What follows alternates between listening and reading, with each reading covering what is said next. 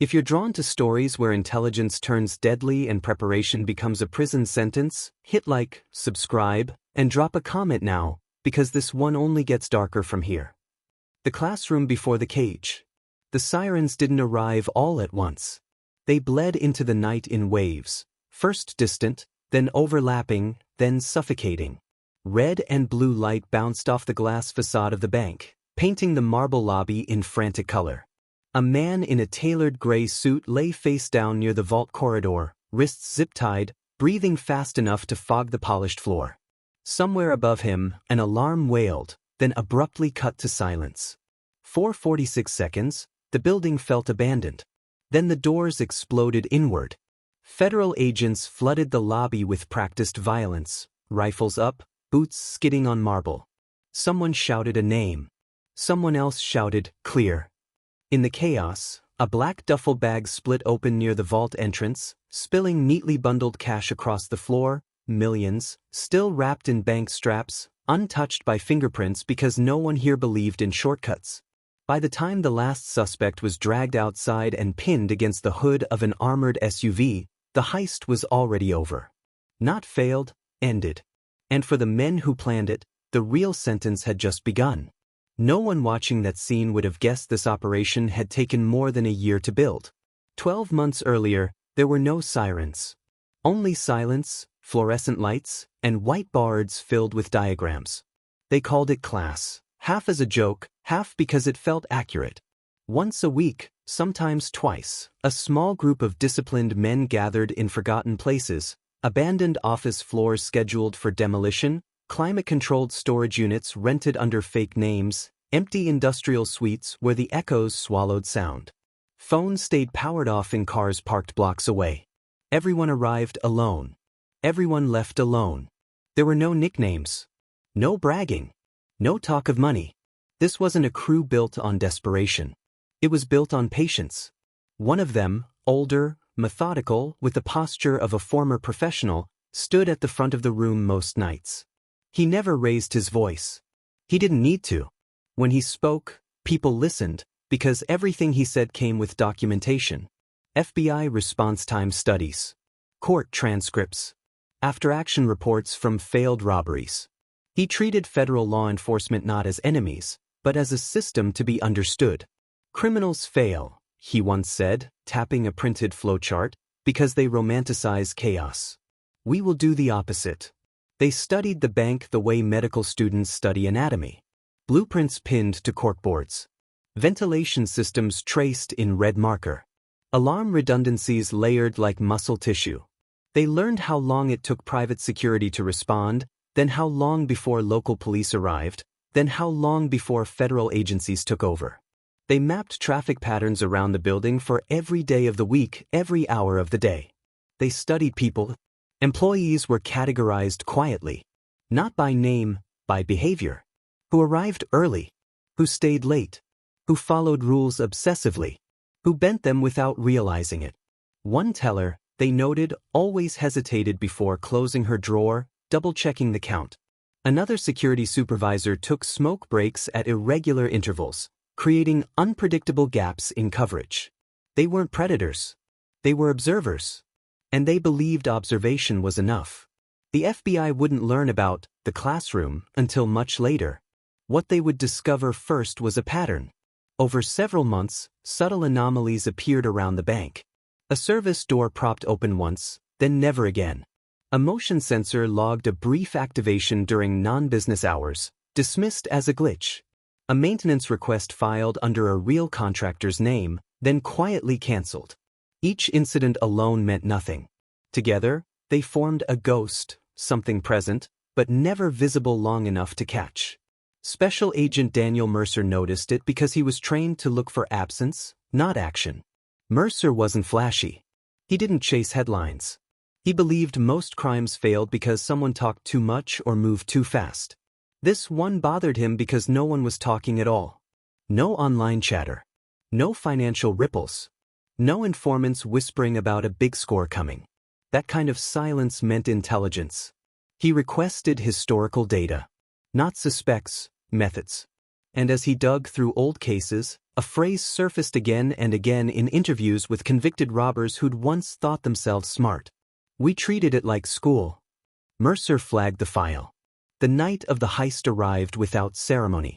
No masks until the last possible second. No unnecessary movement. Every step timed, rehearsed, corrected. They entered through a service corridor they'd tested 3 separate ways, triggering no alarms. Inside, they moved like a single organism. One controlling doors, one monitoring internal cameras, one managing compliance with calm, rehearsed language. For 9 minutes, everything worked. Then came the deviation. It was small. Almost invisible. A bank employee, newer than their file suggested, froze. Not out of bravery. Out of confusion. He didn't scream. He didn't resist. He hesitated, long enough for his hand to brush against a secondary alert button the crew believed was inactive after hours. It wasn't. The signal didn't trip alarms. It didn't notify local police. It went somewhere else entirely. Back in the present, as agents combed through the aftermath, Mercer stood in the empty classroom space for the first time, a rented office stripped bare except for tape outlines on the floor and faint marker stains on the walls. Evidence techs moved slowly, reverently, like they were processing a crime scene and a lecture hall at the same time. On the far wall, partially obscured by peeling paint, Mercer noticed something the others had missed. A handwritten schedule. Not dates. Not names. Just subjects. Human error. Routine drift. Failure points. Personnel. At the bottom, circled twice, a final line. What happens after you win? Mercer stared at it longer than he should have. Because whoever wrote that question hadn't been planning a robbery. They had been planning a future. And whatever triggered that silent alert inside the bank hadn't just exposed the crime, it had exposed something far more dangerous still. The hunt that never slept. By sunrise, the bank looked clean again. Glass replaced. Marble polished. Yellow tape gone. To the public, it became another headline swallowed by the news cycle. But for the people inside the investigation, the night refused to end. Special Agent Daniel Mercer hadn't slept. He stood in a federal operations room washed in cold blue light, walls covered with still frames pulled from internal cameras, traffic feeds, and satellite overlays. The faces of the suspects were blurred, but their movements were not. Controlled. Almost elegant. This wasn't desperation, Mercer said quietly. This was curriculum. The task force had expanded overnight, FBI, Treasury, Homeland Security. Not because of the money alone, but because of what didn't happen. No gunfire. No injuries. No panic mistakes, except one. The kind of mistake that only appears when people believe they've accounted for everything. The silent alert had routed through a federal financial anomaly system designed to flag irregular coercion patterns, something rarely triggered, almost theoretical. A redundancy built after a case no one liked to talk about. And now, for the first time in years, it had worked. The suspects didn't know that yet. They scattered exactly as planned. No shared vehicles. No shared safe houses. No post-job celebration. The duffel bags were divided, sealed, and placed in pre-selected drop points across 3 states, places chosen not for convenience, but for statistical obscurity. Storage lockers inside dying malls. Industrial refrigeration units leased by shell companies. One cache buried inside a drainage culvert off a rural service road, waterproofed and GPS tagged. For the first 48 hours, nothing moved.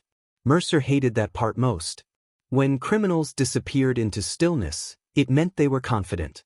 And confidence, when paired with intelligence, was dangerous. Then the first crack appeared. A license plate reader outside a highway toll picked up a vehicle linked, not directly to a suspect, but to an old identity. A name buried under expungements and sealed records. A man who had once been brilliant, once been arrested, and once been released because the evidence didn't hold. Mercer recognized the pattern instantly. Someone went back to a version of themselves they trusted, he said. That's not instinct. That's nostalgia. Surveillance began quietly. No raids. No arrests. Just eyes. One suspect, mid-30s, former engineering student, checked into a motel outside Columbus using a passport that had never technically existed. He stayed inside for 2 days, curtains drawn, ordering room service he never touched. On the third night he broke routine. Walked 3 blocks to a laundromat at 2:17 a.m. Cameras caught him sitting alone, staring at a washing machine that wasn't running. Agents didn't move in. They watched. Because the most dangerous thing about intelligent criminals isn't their planning, it's their need to confirm they're still in control. Another suspect resurfaced in Denver, visiting a public library under a false name. He accessed academic journals, psychology, criminal justice, federal sentencing guidelines. He wasn't looking for escape routes. He was calculating outcomes. That detail chilled Mercer more than anything else. These men weren't scrambling. They were adapting, turning arrest into a variable instead of an ending. Then came the first betrayal. It didn't arrive as a confession. It arrived as a deviation. One member of the group, quiet, younger than the rest, accessed a dead email account from a cafe Wi-Fi network. He didn't send a message.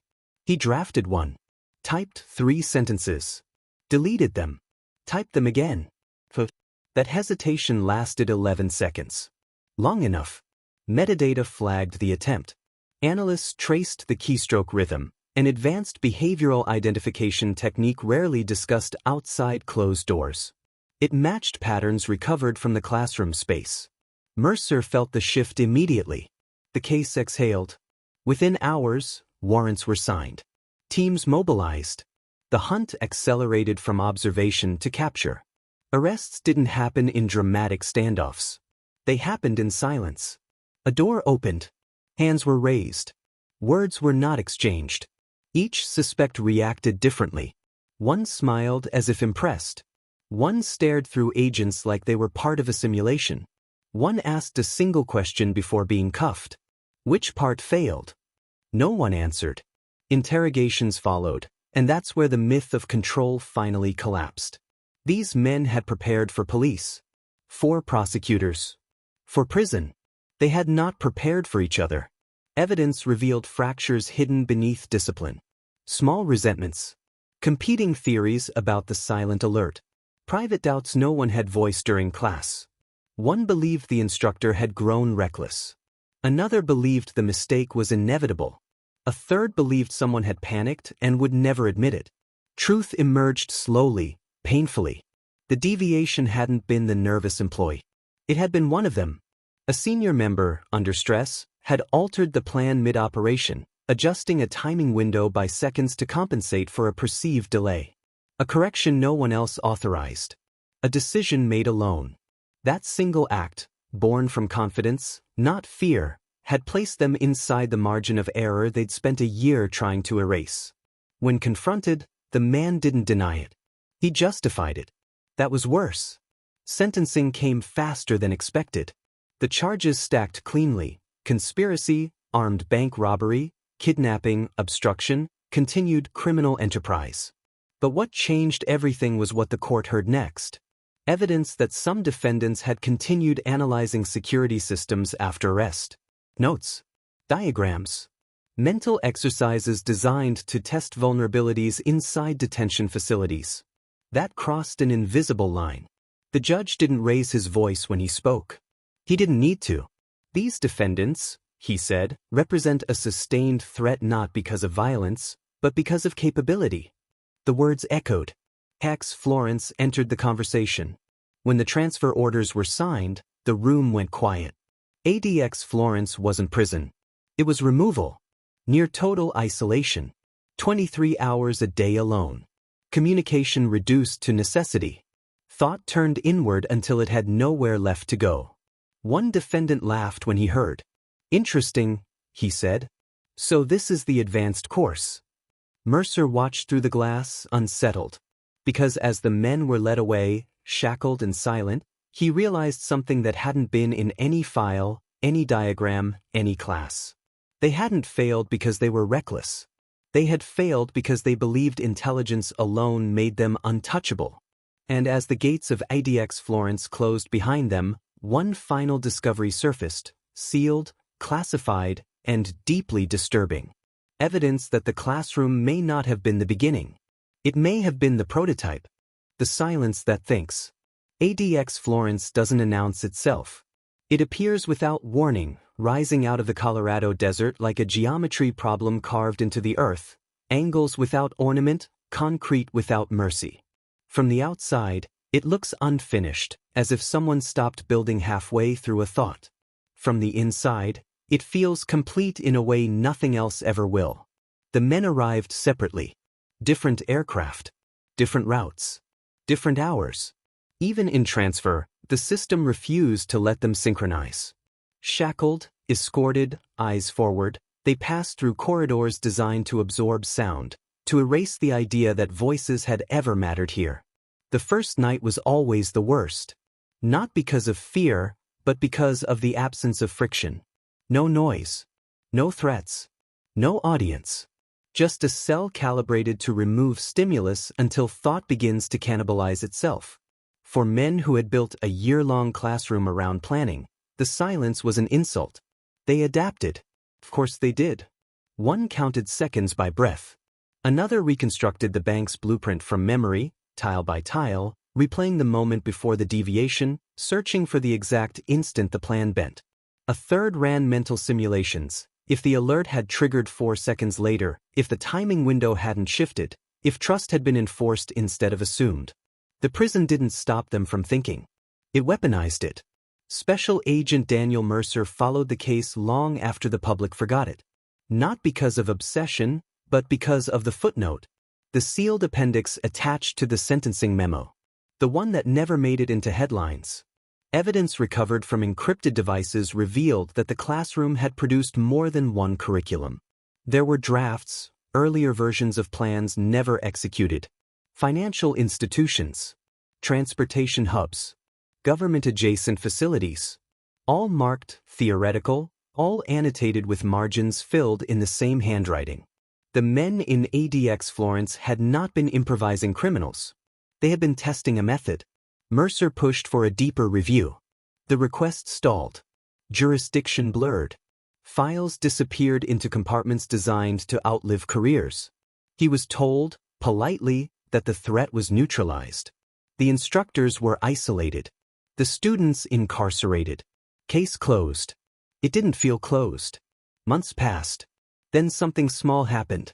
Inside ADX Florence, one inmate submitted a routine request. Library materials, heavily restricted. The titles were innocuous. Mathematics, cognitive psychology, systems theory, all approved individually, harmless alone. Together, they formed a pattern. A staff analyst noticed it because she had once been a graduate student. She recognized the sequence. Not a reading list, a syllabus. Compressed, elegant, familiar. When she flagged it, the response was immediate and quiet. Materials were delayed. Monitoring increased. Communication channels tightened further. Still, the inmate smiled during his next welfare check. Not because he had received the books. Because he knew he had been understood. Mercer learned about the incident weeks later, through a back-channel favor. By then, the narrative had already shifted internally. The men weren't being punished anymore. They were being contained. That distinction mattered. Containment implied anticipation. In another cell, another former classmate reached the same conclusion without speaking to anyone. The prison's rhythms, meal times, light cycles, guard rotations, were data. Limited, yes, but consistent. He mapped them mentally, not to escape, but to prove a point to himself. Control wasn't gone. It had just changed scale. The first real crack came a year into their confinement. A corrections officer reported an anomaly during routine checks. One inmate had rearranged the few permitted items in his cell, bed, desk, stool, into a configuration that made no practical sense. It didn't obstruct movement. It didn't violate rules. It did, however, mirror a diagram found months earlier in the classroom space. The officer didn't know that. The analyst did. The configuration wasn't symbolic. It was instructional. ADX Florence responded the only way it knew how. Privileges tightened. Isolation deepened. The environment grew even more sterile, as if stripping the walls bare would erase the ideas bouncing between them. It didn't. The men had already learned the final lesson of their curriculum. That intelligence doesn't need proximity. It needs structure. Mercer retired 2 years later. On his last day, he boxed up old case files he no longer had clearance to read. As he lifted the folder marked with the bank's name, a single page slipped free, overlooked, misfiled, forgotten. It was a handwritten note recovered from the classroom's whiteboard tray. Not a plan. Not a schedule. A question. If influence is the danger, what happens when influence has no outlet? Mercer stared at it for a long time. Because the answer wasn't written anywhere. Inside ADX Florence, one of the men finally stopped reconstructing the past. He stopped replaying the heist, stopped auditing the deviation, stopped calculating what might have saved them. Instead, he began designing something smaller. Not a crime. A concept. A way to teach without speaking. To demonstrate without acting. To exist as a variable the system had to account for. In a place built to end stories, he had found a way to continue one. Quietly, patiently, without ever violating a rule. The prison lights dimmed on schedule. The cell went dark. And somewhere in the silence, a mind kept working. They thought the classroom had ended. They were wrong. And if this story unsettled you, if it made you wonder what intelligence becomes when it has nowhere left to go, stay close. Because the next one goes even deeper.